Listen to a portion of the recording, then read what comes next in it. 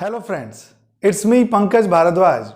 I am here before you in order to discuss a very important chapter of physical chemistry named as gaseous state. We know matter is classified into three states of matter: solid state, liquid state and gaseous state. And you all know gaseous state is one of the exclusive state of matter due to its versatile properties. As far as gaseous state is concerned, it has following properties. Number one and most important, weakest intermolecular force of attraction. Number two, longest interparticle distance among molecules of gases. Number three, it contains highest kinetic energy. Number four, it has highest compressibility as well as highest diffusibility. Next, it has neither fixed shape nor fixed volume. And at last, it is the most random state of matter. As far as the characteristics of gas is concerned, we have three important characteristics. Number one, pressure. Number two, volume. And number three, temperature of gas. So first of all, we are going to discuss about pressure of gas. In order to determine the pressure, we have two instruments named as barometer and manometer. Barometer is the instrument which measures the pressure of air at any place, whereas manometer is the instrument which measures absolute pressure of gas. So first of all, we are going to discuss what is about barometer and how does it works. Barometer was first constructed by Torricelli scientist. He has also determined the pressure of air as 1 atm. As far as the construction of barometer is concerned, it has a simple instrumentation. In a trough of mercury, a test tube remains in inverted form.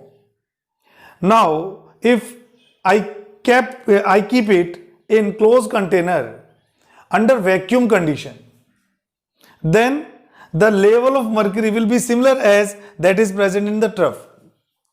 But as I introduce air gradually into it, what will happen? As air comes, it exerts pressure at this open side. Due to this pressure, the level of mercury goes up. And when it becomes static, I can say the pressure of air as well as the pressure due to liquid becomes equal.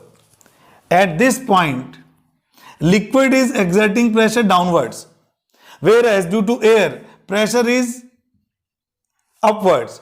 When the level of mercury gets static, I can write P air is equal to P liquid, and in this case, it is mercury. When the level gets static, as I increase the amount of air inside the container, the level of mercury gradually goes up.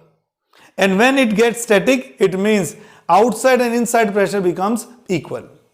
It is generally observed that if I place air at a pressure of 1 atm, then the height of mercury column inside the barometer tube is exactly equal to 76 centimeter. It means when external pressure of air is lesser than 1 atm, the height of mercury column will be lesser than 76 centimeter. If P air is 0, height must be 0. If P air is lesser than 1 atm, height of mercury column will be lesser than 76 centimeter. And if P air is exactly equal to 1 atm, the height of mercury column must be 76 centimeter. I have also prepared another diagram, fourth D diagram, in which I have shown the height of mercury as 100 centimeter. If it is kept in 1 atm condition, if it is kept at 1 atm condition, what will happen? The level of mercury will raise down and finally it becomes 76 centimeter and it becomes static. So barometer is the instrument in which the height of mercury is used in order to determine the pressure of air at a particular place. Now, come to the point in which we are going to discuss the units of pressure and the relationship among all the units. In this case, as I said earlier, that 1 atm pressure is corresponding to 76 centimeter height of mercury in barometer tube. So I can write it as P air is equal to P mercury when the level of mercury is static. If I use pressure is equal to 1 atm, it must be equal to the pressure of mercury at its bottom. As you all know, if any liquid rise up to h height, it exerts some pressure at its bottom, and this pressure is given by P is equal to h dg. How can we derive it? P due to liquid at its bottom is equal to force upon area, is equal to force upon area. Now the force is mg downwards, and the cross section area of mercury column is A. And what is the value of mass? Mass is equal to volume into density into gravitational constant upon A. And what is volume? Volume is equal to the multiply of cross section area and height, dg divided by A. So we cancel A. So pressure due to mercury at its bottom is given by the formula HdG.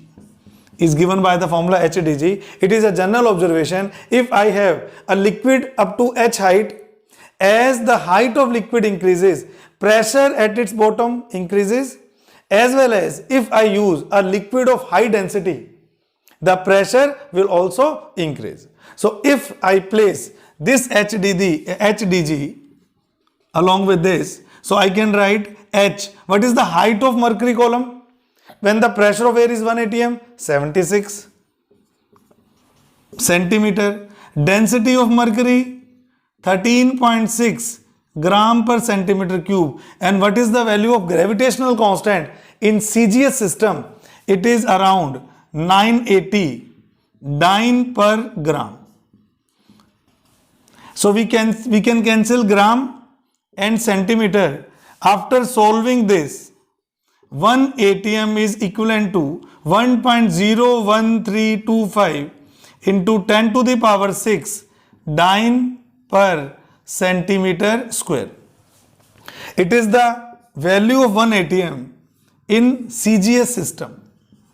If I am going to convert it into MKS, dyne must be converted into Newton. 1 dyne is equal to 10 to the power minus 5 Newton, and 1 centimeter square is equal to 10 to the power minus 4 meter square. If I place these values, so 1 atm must be equal to 1.01325 into 10 to the power 5 Newton per meter square. Newton per meter square, expression number 3. And we all know 1 Newton per meter square is called as Pascal. 1 Newton per meter square is called as Pascal. 1 Newton per meter square is called as Pascal. So we can also rearrange as 1 atm is equal to 1.01325 into 10 to the power 5 Pascal. 10 to the power 5 Pascal.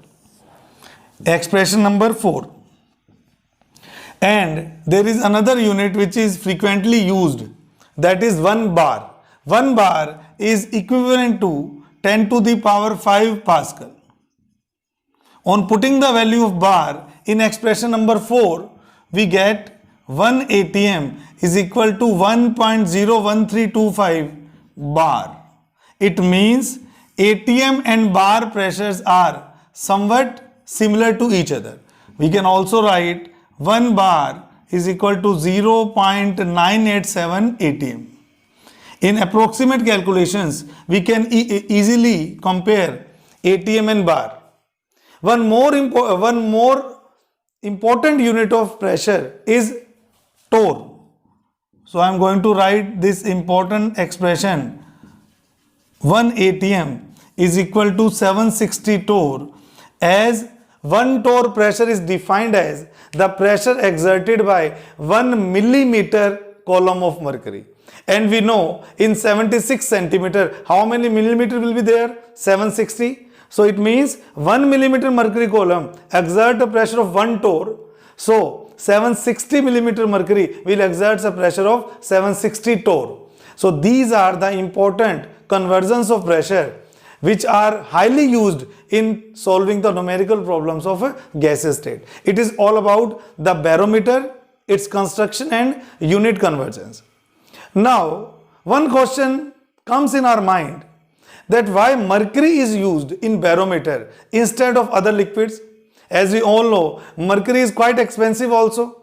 We can also use other liquids like water, like acetic acid, like alcohol. Why we are not using such liquids and mercury is used in barometers? Let us discuss the properties of mercury which makes it the single choice using in barometers.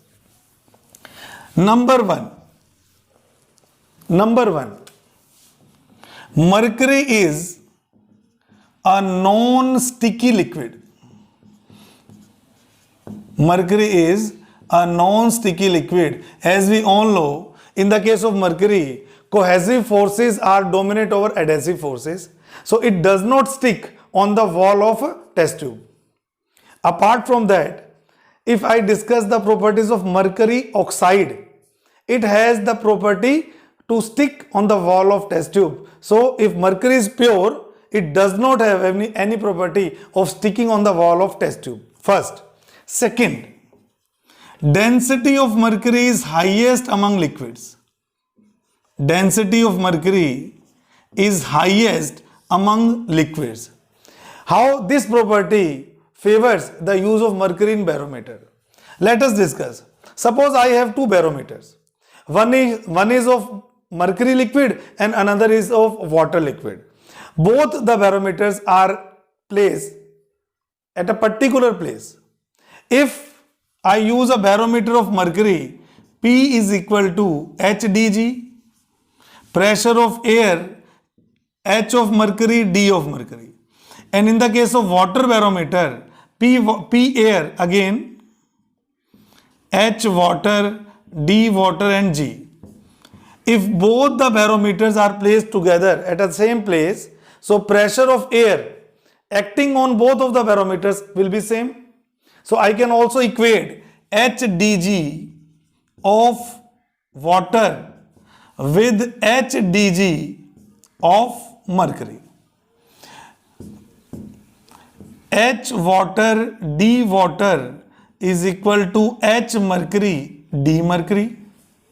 And if I determine the height of water column instead of mercury, the formula is H mercury D mercury upon D water. As we know, if pressure of air is 1 atm, the height of mercury column must be 76 centimeter. As you know, the density of mercury is 13.6 and the density of water is 1 gram per centimeter cube. If I multiply 76 and 13.6, the height of water column 1033 centimeter or 10.33 meter. Is it okay with us? Is it not difficult to measure such height as 10.33 meters? I have to use a ladder and I'm going to measure the pressure of barometer. So in the case of barometer, we use a liquid whose density must be highest so that the height of column must be lowest and we can easily measure the barometric pressure of air at a particular place. And third important property of mercury is it is a non-volatile liquid. It is a non-volatile liquid. You all know there are two types of liquid, volatile liquids and non-volatile liquids. Volatile liquids exert a pressure on the surface of liquid named as vapor pressure. If mercury is a non-volatile liquid, it does not exert any pressure on the surface of liquid, mercury, so that the height is a genuine height comes from the pressure exerted by air, not due to the lesser height due to vapor pressure of mercury.